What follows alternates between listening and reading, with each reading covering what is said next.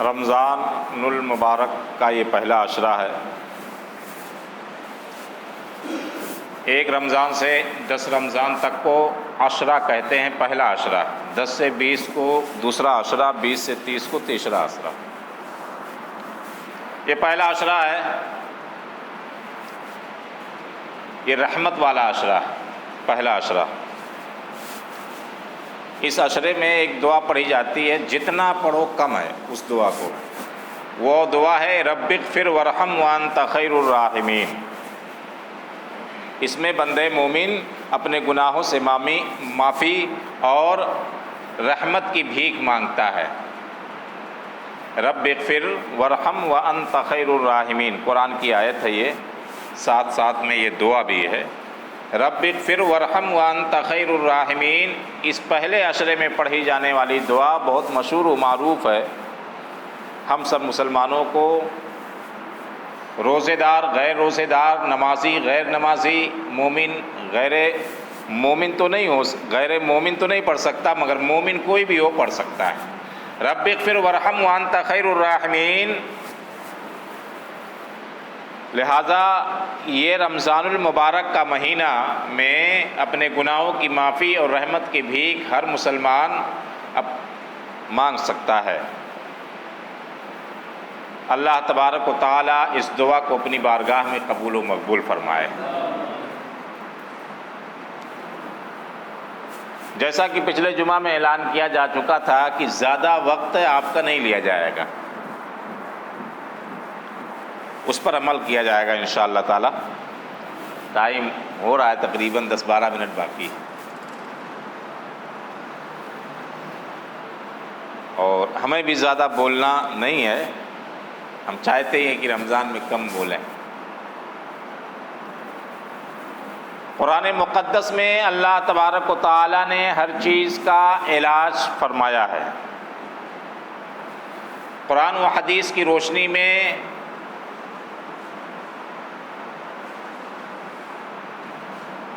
ہر روحانی اور جسمانی بیماری کا علاج بتایا ہے، اور صرف علاج نہیں بتایا، تمام بیماریوں سے بچنے کا طریقہ بھی بتایا۔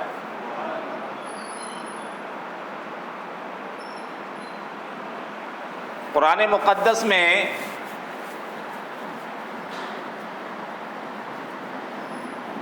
شاید مجھے یاد نہیں آ رہا، آیت سورہ یاد آ رہی ہے، سورہ نور میں ہے کہ نگاہوں کو نیچی کر کے چلو۔ حقیقت میں اس قرآن کی اس آیت پر عمل آج ہو رہا ہے۔ اللہ تعالیٰ جب چاہے، جس وقت چاہے اور جیسا چاہے، اپنی بارگاہ میں جس انداز میں چاہے بندے کو جھکا سکتا ہے۔ ایسے کوئی نہیں عمل کر رہا تھا قرآن کی اس آیت کریمہ پر کہ نگاہیں نیچی کر کے چلو، مگر آج مجبوراً عمل کیا جا رہا ہے۔ پردے کا جو لحاظ قرآن نے حکم دیا ہے، پہلے نہیں ہو رہا تھا، آج مومن، غیر مومن، مرد و عورت سب پردہ کرنے پر مجبور ہے۔ جس انداز میں خدا چاہے اپنے بندے کو جھکا سکتا ہے، جس چیز پر عمل کرانا چاہے کرا سکتا ہے۔ پردہ نہیں ہو رہا تھا، پردہ صرف عورتوں پر نہیں ہے، مردوں پر بھی ہے، اور جب چاہے پردہ کرا سکتا ہے۔ ایسے عمل نہیں، مگر اس عمل سے کیا فائدہ جو انسان ڈر سے کرے، بلکہ خدا کے ڈر سے ہونا چاہیے، یہ تو بیماری کے ڈر سے۔ یہی عمل ہمیشہ ہونا چاہیے، نگاہیں نیچی کر کے چلو، پردے کا لحاظ کرو۔ بہرحال جو بھی ہے، جس چیز کا بھی ڈر ہے، یہ سب اللہ تبارک و تعالیٰ کی مصلحت۔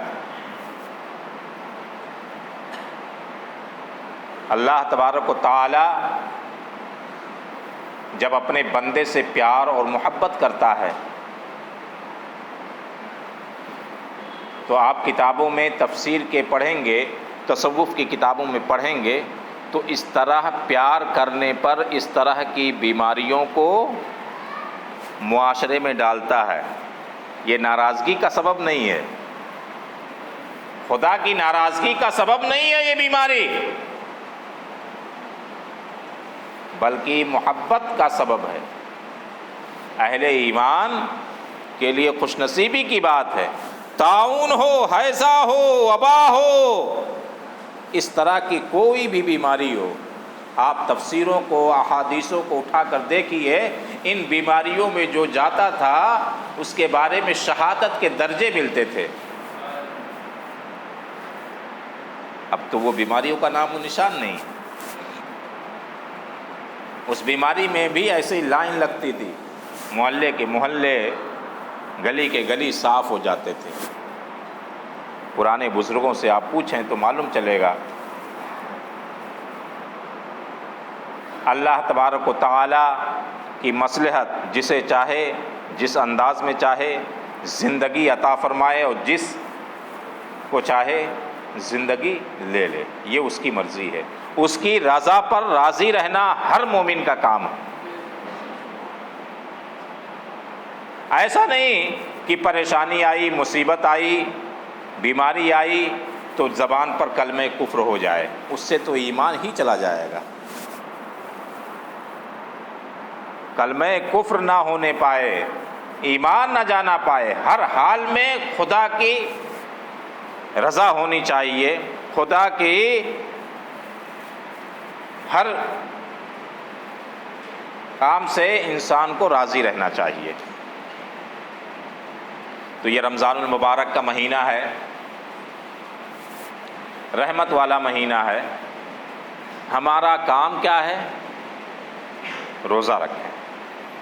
ہمارا کام کیا ہے؟ صحت مند ہیں تو روزہ رکھیں، اللہ نے مال سے نوازا ہے تو زکوٰۃ دیں، اور ایسی حالات میں تو اور زکوٰۃ کی ضرورت ہے۔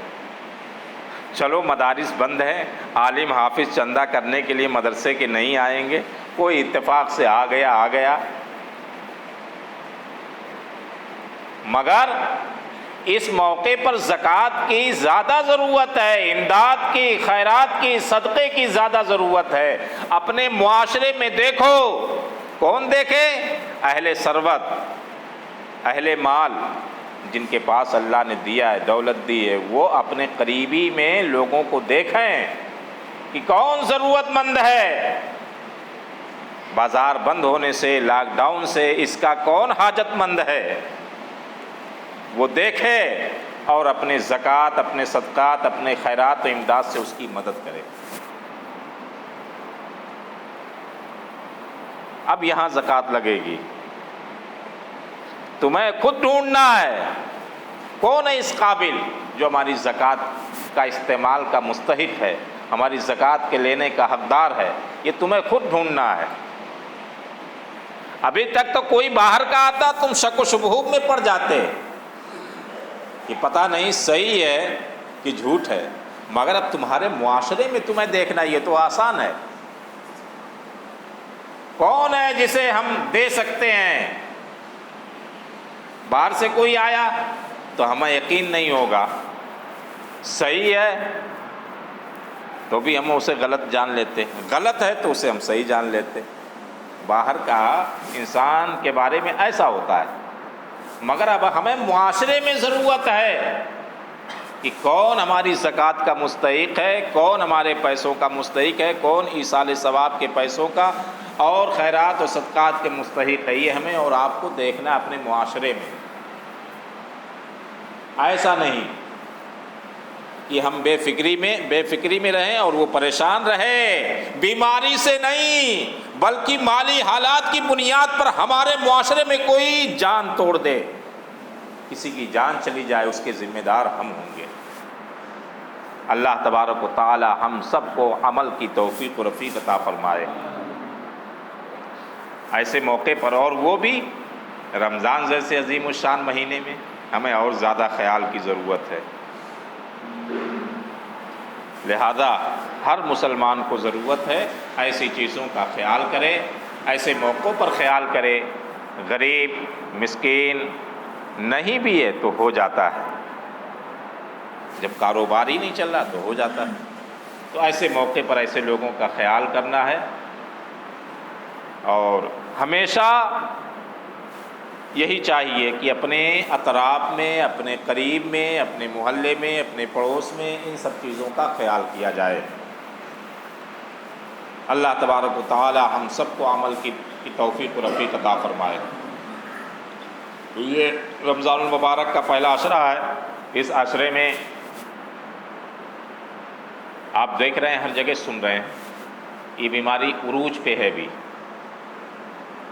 پچھلی دفعہ جتنا ڈر تھا اتنا عروج پہ نہیں تھا، آپ کی جو ہے زیادہ عروج پہ ہے، اور بیماری پہ بیماری ہے اس میں۔ کرونا تو اپنی جگہ پہ ہے ہی، دوسری بیماریاں بھی اس وقت عروج پہ ہیں، چھپ جا رہی کرونا اسی میں، اور دوسری بیماریاں کرونا میں چھپ جا رہی۔ تو لہذا ہمیں اس جو ہے بچنے کی بھی ضرورت ہے، احتیاط کی بھی ضرورت ہے، ہمیں نماز بھی پڑھنا ہے، لوگوں کی مدد بھی کرنا ہے۔ اس کے باوجود اگر ہم بیمار ہو گئے تو ہمیں گلا اور شکوہ نہیں کرنا ہے، کفر نہیں بکنا ہے، علاج کرنا ہے، اس کا احتیاط کرنا ہے، اس کا علاج کرنے کی ضرورت ہے۔ ایسا نہیں کہ یہ بیماری ایسی خطرناک ہے کہ جان ہی لے لے، اسے ٹھیک بھی ہزاروں سینکڑوں ہو رہے ہیں۔ ایسا نہیں ہے کہ جان لیوا بیماری ہے۔ یہ جان لیوا کب ہوتی ہے؟ جب لاپرواہی سے زیادہ بڑھ جاتی ہے، مسئلے زیادہ بگڑ جاتے ہیں، تب یہ جان لیوا ہو جاتی ہے۔ لہذا جو ہے اس سے گھبرانے کی ضرورت نہیں ہے۔ ایسا نہیں کہ گھبرایا جائے، بلکہ علاج کیا جائے، بلکہ صبر کرنے کی ضرورت ہے، احتیاط کی ضرورت ہے۔ اللہ تبارک و تعالی ہم سب کو عمل کی توفیق و رفیق عطا فرمائے۔ تو یہ جامع مسجد میں نماز ہو رہی ہے، تراویح ہو رہی ہے، تو ہم تمام لوگوں سے تو عرض یہ کریں گے کہ رمضان میں جو تراویح ہو رہی ہے، جو تراویح کے زیادہ پابند ہیں، جیسے 30 دن 27 دن بڑی قرآن کی تراویح ہوتی ہے، تو 27 دن میں جو زیادہ سے زیادہ 27 دن 26 دن 25 دن تراویح پڑھتے ہیں، وہی آئیں تراویح پڑھنے۔ یہ نہیں کہ 5 دن ہمیشہ کی عادت ہے، اس کی 5 دن پڑھتا ہے 5 دن نہیں پڑھتا، تو اس کو آنے کی ضرورت 5 دن بھی مت آئے، وہ کیا ضرورت ہے اسے آنے کی جب برابر آتا ہی نہیں ہے۔ ایک تو ویسے ہی کم لوگوں کو آنا ہے، اور دوسرے جو ہے وہ بھی آ رہا ہے، ضرورت ہے پابندی کے ساتھ۔ مشکل سے ہمیں لگتا ہے کہ 20 لوگ یا 25 لوگ آتے ہیں جو 27 دن آ جائیں یا 25 دن آ جائیں۔ بیمار ہو گئے اتفاق سے تو وہ قدرتی بات ہے، لاپرواہی میں لوگ نہیں آتے ہیں، یہ ہمیشہ کی بات ہے۔ جو پابندی کے ساتھ 25 کے جیسے 2 یا 3 تراویح نکل گئی، اب بچی 24، تو 24 میں اگر وہ بیمار نہیں ہوا، بیماری کو چھوڑ کر کے صحت مند ہے اور کوئی اور بات نہیں ہے، اور چھٹی تو عام چل ہی رہی ہے، تو 24 دن کا جو 24 دن برابر آئے، نیت کرے پختگی کے ساتھ، وہی قدم آگے بڑھائے تراویح پڑھنے کی۔ نہیں تو 5 دن پڑھ رہا ہے 5 دن نہیں پڑھ رہا، پھر 5 دن پڑھ رہا ہے 5 دن نہیں پڑھ رہا، آخری میں چھوڑتا ہے، تو اسے نہ آنے سے بہتر ہے اپنے گھر پہ ہی چھوٹی تراویح پڑھ لے جب من کہے، اور جب من کہے چھوڑ دے، اس کے اوپر ہے۔ آج کل تو من کی چل رہی ہے، شریعت کی کہاں چل رہی۔ لہذا ہمیں اور آپ کو چاہیے کہ جو ہے اس طرح سے ہم تراویح پڑھنے کی کوشش کریں کہ جو عہد کرے، پختگی کے ساتھ ارادہ کرے، وہی آئے تراویح کے لیے، کیونکہ انہی کے لیے تراویح بھی ہے۔ ایسا نہیں کہ جو آدھا پڑھے آدھا چھوڑ دیا، ان کے لیے کیا تراویح۔ اور آئیں تو احتیاط کے ساتھ آئیں، دور کے ساتھ نماز پڑھیں۔ یہ پہلے سے چل رہا تھا دور کے ساتھ، مگر ابھی تک دور کے ساتھ نہیں ہم یہاں اس مسجد میں کروا رہے تھے، مگر اب ہونے لگا دور کے ساتھ کہ ڈسٹینسنگ کے ساتھ نماز پڑھی جائے، تاکہ کوئی آئے بھی چیک کرنے تو اس کو احساس ہو کہ ہاں بھائی دور ہیں، ڈسٹینسنگ جو ہے پڑھ رہے ہیں نماز، تو کوئی کارروائی نہیں ہوگی۔ تو آپ آئیں نماز پڑھیں، اور جو ہے نکلتے ہیں، جیسے یہاں آپ دور نماز پڑھ رہے ہیں، اور جب نکلنے لگے تو گیٹ پہ سب اکٹھا ہو گئے۔ کیا مطلب دور سے نماز پڑھنے کا؟ نماز کے ساتھ ہی تو مذاق ہو گیا۔ جیسے نماز پڑھ رہے ہیں دور ایسے ہی نکلنا چاہیے آرام سے، ایک ایک کر کے، دور ہو کر کے۔ ایسا نہیں کہ ایک بیگ سب گیٹ پہ جمع ہو گئے، چینٹی کے جیسا گیٹ سے نکل رہے ہیں۔ اتنی بڑی مسجد نہیں ہے کہ ایسا آپ گیٹ پہ چینٹی کے جیسا جمع ہو جائے، اکٹھا ہو جائیں، ایک دوسرے سے ٹکر ماریں، ایسی اتنی بڑی مسجد نہیں۔ ہم تو کہتے ہیں کہ پورے گاؤں کے نمازی آئیں اور دور دور نماز پڑھیں، تب بھی یہ مسجد کافی ہے ان لوگوں کے لیے، پورے گاؤں کے لوگوں کے لیے۔ اتنی بڑی مسجد ہے، بھرتی نہیں ہے، جمعہ میں بھی نہیں بھرتی یہ مسجد، پھول آ جاتے ہیں جب، یہیں دروازے تک ہوتے ہیں، اور دور دور نماز پڑھیں تو چینل گیٹ تک چلے جائیں گے، اتنا ہی ہوگا۔ مگر غلطیاں ہم کرتے ہیں، یہاں ہم صحیح کریں گے، آگے ہم غلطی کر لیں گے۔ اللہ تبارک و تعالی ہم سب کو عمل کرنے کی توفیق و رفیق عطا فرمائے، اور حضور آقا صلی اللہ علیہ وسلم کے توسل سے اللہ تبارک و تعالی تمام مسلمانوں کو بیماریوں سے، موذی بیماریوں سے اور تمام آفت و بلیات سے جو ہے اللہ تعالی حفاظت فرمائے، جان و مال، ایمان و آبرو کی حفاظت فرمائے، دلوں کے اندر خوف خدا اور عشق رسول عطا فرمائے۔ آپ حضرات سنتیں ادا فرما لیں۔